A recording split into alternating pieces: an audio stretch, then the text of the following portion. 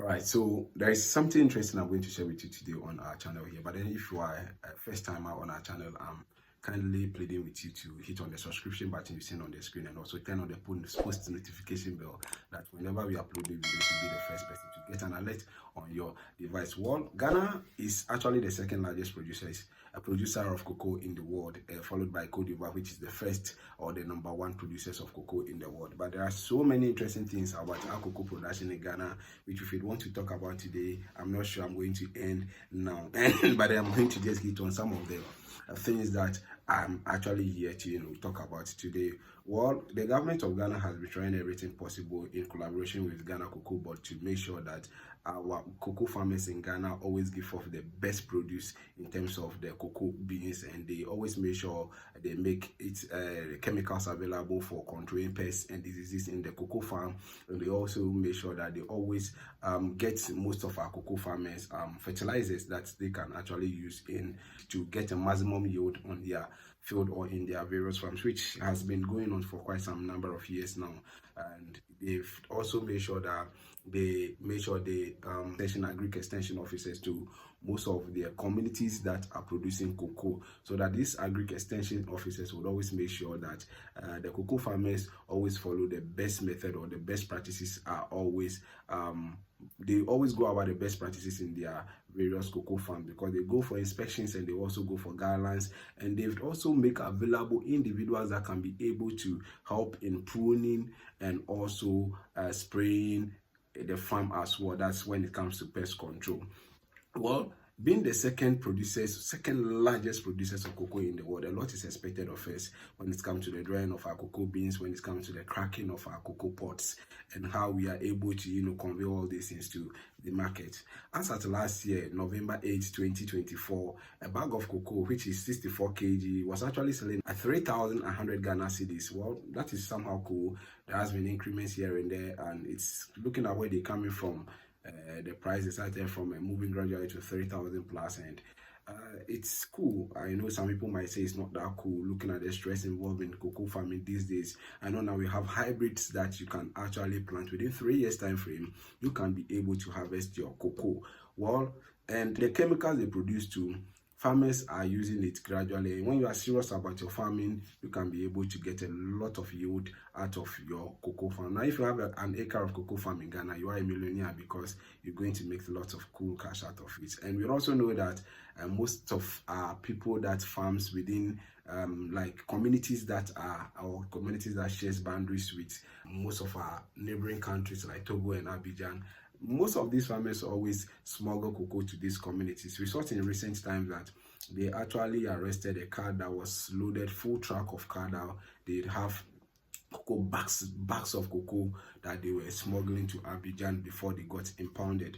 All right, so Wode went to Grenada. He's been able to make a discovery of which I'm going to share with you today when it comes to the drying of cocoa beans, and which for me I think is one of the best methods that we can also emulate in Ghana as cocoa farmers, to also make sure that we get things done properly, and also to make sure that the stress we always go through to dry our cocoa beans can actually be eased or can be reduced. All right, so the video you're seeing on the screen is Wode in Grenada sharing with us what he has been able to discover in Grenada, and I think this is beautiful to see, having a building with belts for storage purposes and also for drying of cocoa beans. And this particular thing you're seeing here, when it is about to rain, you don't have to stress yourself. All you have to do is just pull it out and you are good to go. And if it is morning you don't want to dry your cocoa, you just have to actually do same. Because they have wheels underneath that you can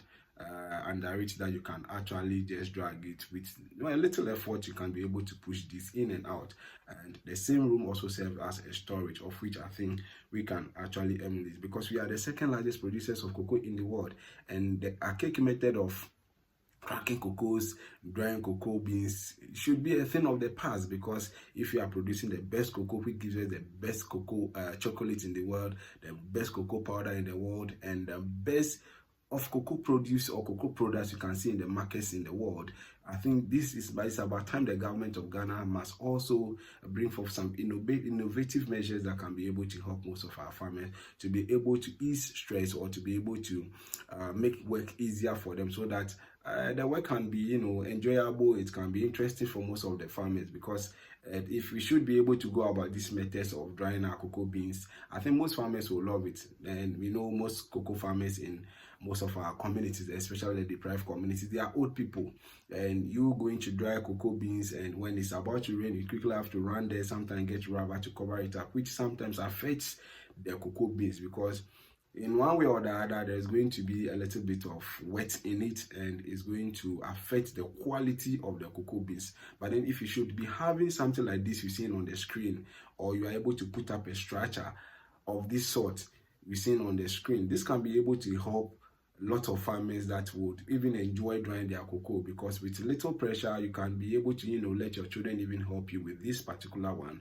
And when you are not even available, they can be able to come around, dry the cocoa for you, and be able to pick out the unwanted ones or the spot ones inside. And when it's about to rain, these same kids can also go forth and push this thing inside with a little effort, with the help of the wheel that is actually built under this particular. So this is a nice discovery that Wode has gone to discover in Grenada. And I think most of the farmers in Ghana here, is about time we start following these trends, also start building this kind of structures in the country.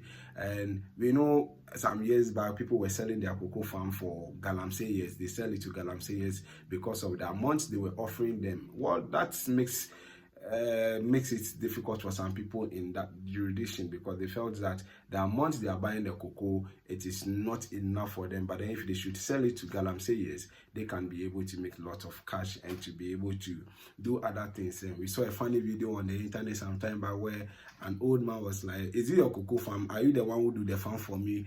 Which is very funny, because he was actually in the farm selling the cocoa farm to galamseyers, and they were actually uprooting all the cocoa trees just to go into galamsey. But then if the government of Ghana should or can be able to get involved in all these activities, like making the drying buildings in communities like where they produce lots of cocoa, I think it's going to go a long way. It's going to help most farmers to be able to develop that interest of drying cocoa, because you can actually schedule time, talk over it, just like in some communities where some cocoa farmers, they go and borrow the drying mat from their colleagues before drying. They can actually talk about this. If they put up these structures in some of the communities, it can be scheduled. Okay, today Akwesi will be drying, tomorrow or this week Akwesi will be drying his or her cocoa beans, and it's going to be a nice way to able to get all the stress from most of our farmers or parents that are actually into cocoa farming. So this is something beautiful I saw, and I'd want to share with you on this channel. So if you find it interesting, kindly leave a comment in the comment box for us, and I would also be sharing the link to the video in the comment section for you to actually watch. You would click on it and go to Wode page on Facebook and get access to the full video, and you learn something from it. And I think it's about time we start adding innovative measures to our farming activities, and it's about time we start also getting rid of the orthodox methods of doing things and make farming enjoyable. If this is your first time, once again, hit on the subscription button you see on the screen, and also turn on the post notification. But please don't forget to leave a comment in the comment section, share your thoughts with us, share your views with us. If you find this video interesting, you can actually share with a friend to also share with another friend.